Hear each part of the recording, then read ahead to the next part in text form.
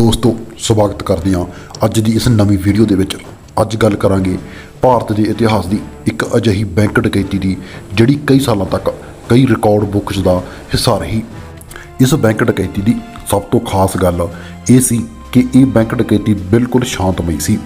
ਹਾਲਾਂਕਿ ਇਸ ਡਕੈਤੀ ਦੇ ਵਿੱਚ ਲਗਭਗ 3 ਦਰਜਨ ਲੋਕ ਸ਼ਾਮਲ ਸਨ। ਇਸ ਬੈਂਕ ਡਕੈਤੀ ਦੀ ਜਾਂਚ CBI ਵੱਲੋਂ ਕੀਤੀ ਗਈ ਸੀ ਅਤੇ 2012 ਦੇ ਵਿੱਚ 12 ਲੋਕਾਂ ਨੂੰ ਇਸ ਡਕੈਤੀ ਦੇ ਵਿੱਚ ਦੋਸ਼ੀ ਪਾਇਆ ਗਿਆ ਸੀ। ਇਸ ਡਕੈਤੀ ਦੇ ਵਿੱਚ ਬਹੁਤ ਸਾਰੀਆਂ ਖਾੜਕੂ ਜਥੇਬੰਦੀਆਂ ਅਤੇ ਸਟੂਡੈਂਟ ਫੈਡਰੇਸ਼ਨ ਦੇ ਸ਼ਾਮਲ ਸਨ। ਇਸ ਬੈਂਕ ਡਕੈਤੀ ਦਾ ਜ਼ਿਕਰ ਪੰਜਾਬੀ ਕਈ ਗਾਣਿਆਂ ਦੇ ਵਿੱਚ ਵੀ ਹੈ, ਜਿਨ੍ਹਾਂ ਦੇ ਵਿੱਚ ਹਾਲ ਹੀ ਦੇ ਵਿੱਚ ਰਿਲੀਜ਼ ਹੋਇਆ ਅਰਜਨ ਢਿੱਲੋਂ ਦਾ ਗਾਣਾ ਸੂਰਮੇ ਆਉਣ ਤਰੀਕਾ ਤੇ ਸ਼ਾਮਲ ਹੈ। ਇਸ ਦਾ ਜ਼ਿਕਰ ਲਿਮਕਾ ਰਿਕਾਰਡਸ ਆਫ ਬੁੱਕ ਦੇ ਵਿੱਚ ਵੀ ਕੀਤਾ ਗਿਆ ਹੈ। ਇਹ ਬੈਂਕ ਡਕੈਤੀ ਕਈ ਦਹਾਕਿਆਂ ਤੱਕ ਭਾਰਤ ਦੀ ਸਭ ਤੋਂ ਵੱਡੀ ਬੈਂਕ ਡਕੈਤੀ ਸੀ। 12 ਫਰਵਰੀ 1987 ਨੂੰ ਪੰਜਾਬ ਦੇ ਲੁਧਿਆਣਾ ਸ਼ਹਿਰ ਮਿਲਣਗੰਜ ਵਿੱਚ ਪੰਜਾਬ ਨੈਸ਼ਨਲ ਬੈਂਕ ਦੀ ਕਾਫੀ ਵੱਡੀ ਬ੍ਰਾਂਚ ਦੱਸੀ ਜਾਂਦੀ ਹੈ। ਸਵੇਰ ਦਾ ਸਮਾਂ ਸੀ ਜਦੋਂ ਬੈਂਕ ਦੇ ਖੁੱਲ੍ਹਦਿਆਂ ਹੀ ਲਗਭਗ 1.5 ਦਰਜਨ ਦੇ ਕਰੀਬ ਲੋਕ ਪੁਲਿਸ ਦੀਆਂ ਵਰਦੀਆਂ ਦੇ ਵਿੱਚ PNB ਦੀ ਬ੍ਰਾਂਚ ਦੇ ਵਿੱਚ ਐਂਟਰ ਕਰਦੇ ਨੇ। ਇਸ ਬੈਂਕ ਡਕੈਤੀ ਦੀ ਪਲੈਨਿੰਗ ਪਿਛਲੇ ਕਈ ਮਹੀਨਿਆਂ ਤੋਂ ਚੱਲ ਰਹੀ ਸੀ ਅਤੇ ਇਸ ਡਕੈਤੀ ਨੂੰ ਲੀਡ ਜਨਰਲ ਲਾਭ ਸਿੰਘ ਕਰ ਰਿਹਾ ਸੀ। ਇਸ ਤੋਂ ਇਲਾਵਾ ਇਸ ਦੇ ਵਿੱਚ ਸਿੱਖ ਸਟੂਡੈਂਟ ਫੈਡਰੇਸ਼ਨ ਦੇ ਭਾਈ ਦਲਜੀਤ ਸਿੰਘ ਬਿੱਟੂ ਵੀ ਸ਼ਾਮਲ ਸੀ। ਬੈਂਕ ਡਕੈਤੀ ਦੇ ਕੁਝ ਦਿਨ ਪਹਿਲਾਂ ਬੈਂਕ ਦੇ ਮੈਨੇਜਰ ਨੂੰ ਇੱਕ ਚਿੱਠੀ ਮਿਲਦੀ ਹੈ, ਜਿਸ ਦੇ ਵਿੱਚ ਪੁਲਿਸ ਦਾ ਹਵਾਲਾ ਦਿੰਦੇ ਹੋਏ ਇਹ ਲਿਖਿਆ ਗਿਆ ਸੀ ਕਿ ਕੁਝ ਦਿਨਾਂ ਦੇ ਅੰਦਰ ਬੈਂਕ ਦੀ ਸਿਕਿਉਰਿਟੀ ਨੂੰ ਚੈੱਕ ਕਰਨ ਦੇ ਲਈ ਇੱਕ ਪੁਲਿਸ ਮੁਲਾਜ਼ਮਾਂ ਦੀ ਟੀਮ ਆ ਰਹੀ ਹੈ। ਇਸ ਚਿੱਠੀ ਦੇ ਉੱਤੇ ਬਕਾਇਦਾ ਨਕਲੀ ਮੋਹਰ ਲੱਗੀ ਹੋਈ ਸੀ, ਜਿਸ ਤੋਂ ਬਾਅਦ ਬੈਂਕ ਦੇ ਮੈਨੇਜਰ ਅਤੇ ਦੂਸਰੇ ਮੁਲਾਜ਼ਮਾਂ ਨੂੰ ਇਸ ਗੱਲ ਦਾ ਯਕੀਨ ਸੀ ਕਿ ਕੁਝ ਦਿਨਾਂ ਦੇ ਅੰਦਰ ਪੁਲਿਸ ਦੀ ਟੀਮ ਬੈਂਕ ਦੀ ਸਿਕਿਉਰਿਟੀ ਨੂੰ ਚੈੱਕ ਕਰਨ ਦੇ ਲਈ ਆ ਰਹੀ ਹੈ। 12 ਫਰਵਰੀ ਦੀ ਤਰੀਕ ਨੂੰ ਲਗਭਗ 1.5 ਦਰਜਨ ਦੇ ਕਰੀਬ ਲੋਕ ਪੁਲਿਸ ਦੀਆਂ ਵਰਦੀਆਂ ਦੇ ਵਿੱਚ ਇਸ ਬੈਂਕ ਦੇ ਵਿੱਚ ਆਸਾਨੀ ਦੇ ਨਾਲ ਐਂਟਰ ਕਰ ਜਾਂਦੇ ਨੇ। ਇਹਨਾਂ ਸਾਰੇ ਲੋਕਾਂ ਦੇ ਕੋਲ ਬਕਾਇਦਾ ਹਥਿਆਰ ਹੁੰਦੇ ਨੇ।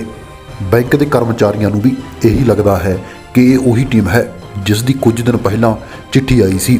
ਇਹਨਾਂ ਲੋਕਾਂ ਨੇ ਬੈਂਕ ਦੇ ਅੰਦਰ ਜਾਂਦੇ ਹੀ ਮਰਦਾਂ ਅਤੇ ਔਰਤਾਂ ਨੂੰ ਵੱਖੋ ਵੱਖ ਕਰ ਲਿਆ ਅਤੇ ਧਰਤੀ ਤੇ ਨੀਚੇ ਬਿਠਾ ਦਿੱਤਾ। ਇਸ ਤੋਂ ਇਲਾਵਾ ਕੁਝ ਲੋਕਾਂ ਨੇ ਬੈਂਕ ਦੇ ਕਰਮਚਾਰੀਆਂ ਨੂੰ ਗਨ ਪੁਆਇੰਟ ਤੇ ਰੱਖਿਆ। 10:15 ਵਜੇ ਦੇ ਕਰੀਬ ਇਹਨਾਂ ਲੋਕਾਂ ਨੇ ਬੈਂਕ ਦੇ ਲੋਕਰਾਂ ਨੂੰ ਖੁਲਵਾਇਆ। ਇਸ ਬੈਂਕ ਵਿੱਚ ਉਸ ਵਕਤ ਲਗਭਗ 15 ਕਰੋੜ ਰੁਪਏ ਰੱਖੇ ਹੋਏ ਸਨ। ਇਹ ਗੱਲ 1987 ਦੀ ਹੈ, ਜਦੋਂ 500 ਦਾ ਨੋਟ ਰਿਲੀਜ਼ ਵੀ ਨਹੀਂ ਹੋਇਆ ਸੀ। ਇਹ ਡਾਕਾ ਲਗਭਗ 5 ਕਰੋੜ 70 ਲੱਖ ਦਾ ਸੀ, ਜਿਸ ਦੇ ਵਿੱਚ ਸਾਰੇ ਨੋਟ 100 ਦੇ ਸਨ।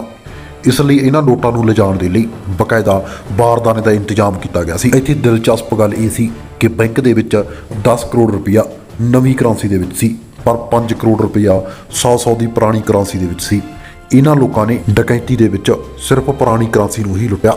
ਇਹਨਾਂ ਨੂੰ ਪਤਾ ਸੀ ਕਿ ਜੇਕਰ ਉਹ ਨਵੀਂ ਕਰੰਸੀ ਨੂੰ ਲੁੱਟਦੇ ਹਨ ਤਾਂ ਉਸ ਨੂੰ ਮਾਰਕੀਟ ਦੇ ਵਿੱਚ ਖਪਤ ਕਰਨਾ ਇੱਕ ਆਪਣੇ ਆਪ ਦੇ ਵਿੱਚ ਬਹੁਤ ਵੱਡੀ ਚੁਣੌਤੀ ਹੋਵੇਗੀ। ਬੈਂਕ ਦੇ ਕਰਮਚਾਰੀਆਂ ਤੋਂ ਹੀ ਇਹਨਾਂ ਨੋਟਾਂ ਦੀਆਂ ਬੋਰੀਆਂ ਨੂੰ ਟਰੱਕ ਦੇ ਵਿੱਚ ਰਖਵਾਇਆ ਗਿਆ। ਬਹੁਤ ਹੀ ਸ਼ਾਂਤਮਈ ਤਰੀਕੇ ਦੇ ਨਾਲ ਲਗਭਗ 1.25 ਘੰਟਾ ਇਹ ਸਭ ਕੁਝ ਚੱਲਦਾ ਰਿਹਾ। ਜਾਂਦੇ ਸਮੇਂ ਬੈਂਕ ਦੇ ਬਾਹਰ ਇਹਨਾਂ ਲੋਕਾਂ ਨੇ 10-10 ਅਤੇ 20-20 ਦੇ ਨੋਟਾਂ ਨੂੰ ਹਵਾ ਦੇ ਵਿੱਚ ਉਛਾਲ ਦਿੱਤਾ, ਜਿਸ ਤੋਂ ਬਾਅਦ ਨੋਟਾਂ ਨੂੰ ਇਕੱਠਾ ਕਰਨ ਦੇ ਲਈ ਬੈਂਕ ਦੇ ਬਾਹਰ ਲੋਕਾਂ ਦੀ ਭੀੜ ਜੁਟ ਗਈ ਅਤੇ ਇਹ ਲੋਕ ਭੀੜ ਦੇ ਵਿੱਚੋਂ ਨਿਕਲਣ ਵਿੱਚ ਕਾਮਯਾਬ ਹੋ ਗਏ। ਇਸ ਬੈਂਕ ਡਕੈਤੀ ਨੇ ਪੂਰੇ ਦੇਸ਼ ਨੂੰ ਹਿਲਾ ਕੇ ਰੱਖ ਦਿੱਤਾ। 1987 ਦੇ ਵਿੱਚ 5 ਕਰੋੜ ਰੁਪਏ ਦੀ ਰਕਮ ਬਹੁਤ ਵੱਡੀ ਮੰਨੀ ਜਾਂਦੀ ਸੀ। 12 ਫਰਵਰੀ ਦੀ ਇਸ ਬੈਂਕ ਡਕੈਤੀ ਤੋਂ ਬਾਅਦ 17 ਫਰਵਰੀ ਨੂੰ ਹੀ ਇਸ ਦੀ CBI ਜਾਂਚ ਬਿਠਾ ਦਿੱਤੀ ਗਈ। ਡਕੈਤੀ ਤੋਂ ਬਾਅਦ ਇਸ ਨੋਟਾਂ ਦੇ ਭਰੇ ਟਰੱਕ ਨੂੰ ਲੁਧਿਆਣਾ ਦੇ ਇੱਕ ਪਿੰਡ ਵਿੱਚ ਇੱਕ ਚੌਲ ਸ਼ੈਲਰ ਵਿੱਚ ਲਿਜਾਇਆ ਗਿਆ, ਜਿੱਥੇ ਇਹਨਾਂ ਡਾਕਾ ਮਾਰਨ ਵਾਲੇ ਲੋਕਾਂ ਦੇ ਦੁਆਰਾ ਇਸ ਪੈਸੇ ਨੂੰ ਆਪਸ ਦੇ ਵਿੱਚ ਵੰਡ ਲਿਆ ਗਿਆ। ਕਿਹਾ ਜਾਂਦਾ ਹੈ ਕਿ ਇਸ ਬੈਂਕ ਡਕੈਤੀ ਦਾ ਜ਼ਿਆਦਾਤਰ ਪੈਸਾ ਆਟੋਮੈਟਿਕ ਵਾਈਪਨ ਖਰੀਦਣ ਦੇ ਵਿੱਚ ਵਰਤਿਆ ਗਿਆ।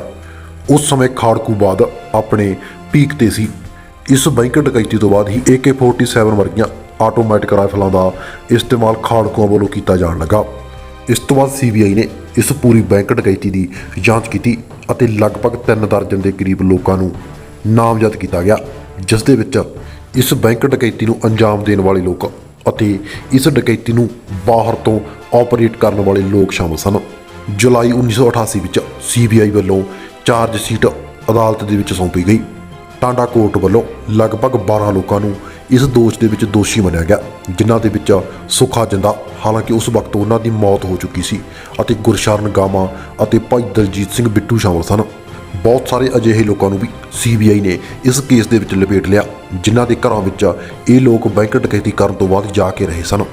ਇਹਨਾਂ ਲੋਕਾਂ ਦੇ ਵਿੱਚ ਲਗਭਗ 10 ਦੇ ਕਰੀਬ ਬਹੁਤ ਬਜ਼ੁਰਗ ਸਨ, ਜਿਨ੍ਹਾਂ ਦੀ ਟਰਾਇਲ ਦੇ ਦੌਰਾਨ ਹੀ ਜੇਲ੍ਹਾਂ ਦੇ ਵਿੱਚ ਮੌਤ ਹੋ ਗਈ। ਸਾਲ 2012 ਵਿੱਚ ਕੋਰਟ ਦੇ ਵੱਲੋਂ 12 ਲੋਕਾਂ ਨੂੰ ਇਸ ਕੇਸ ਦੇ ਵਿੱਚ ਦੋਸ਼ੀ ਪਾਇਆ ਗਿਆ।